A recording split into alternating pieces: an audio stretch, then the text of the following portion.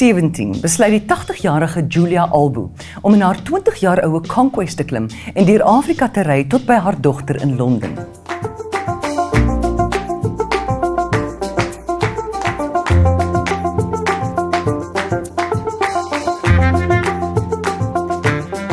Jy en jou kar Tracy se reis saam deur die lewe het so 20 jaar terug begin.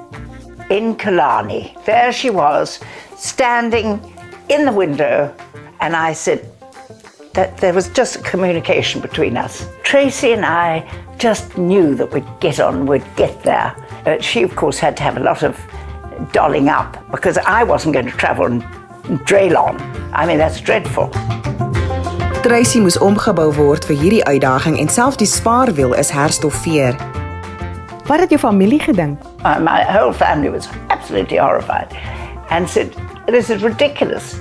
And then they thought I knew what they were thinking, that we'd go along with this madness because she's just doing it to irritate us.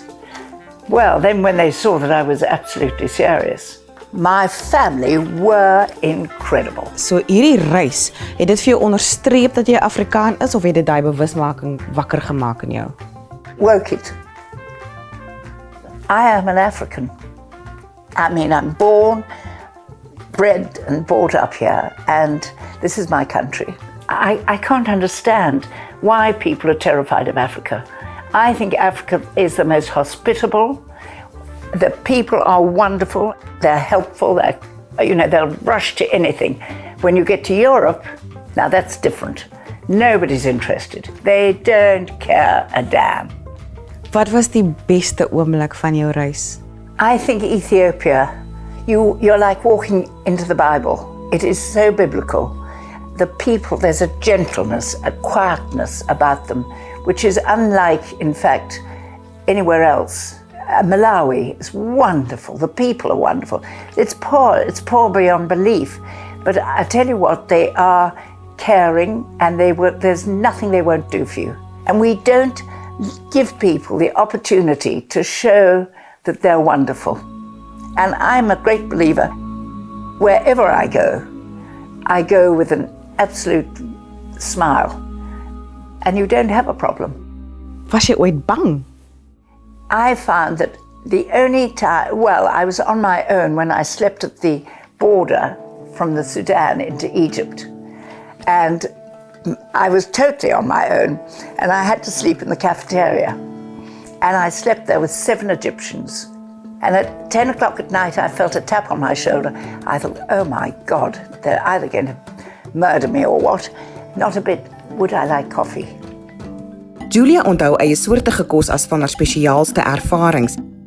The beans, the food is too wonderful. The carrots are like that. I mean, beautiful, beautiful. And they taste like carrots. Maar van die lekkernije was vir haar alles behalwe lekker. There's a thing that looks like a blanket. And it tastes like a blanket. And it's not mine, not my sort of food. So jy word hierdie jaar 82 en jou reise op in Afrika is nog nie klaar nie. Every time I see a highway that goes straight, I'm terrified if I get on it, I won't get off it.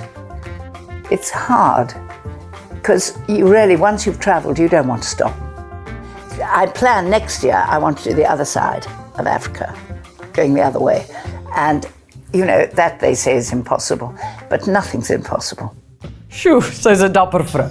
Absoluut, sy is so inspirerend en positief oor Afrika. Want sy ken dit, sy het daardeur gereis. Volgende week gesels ons met joernalis en assistent-redakteur van die Daily Maverick, Marianne Tam.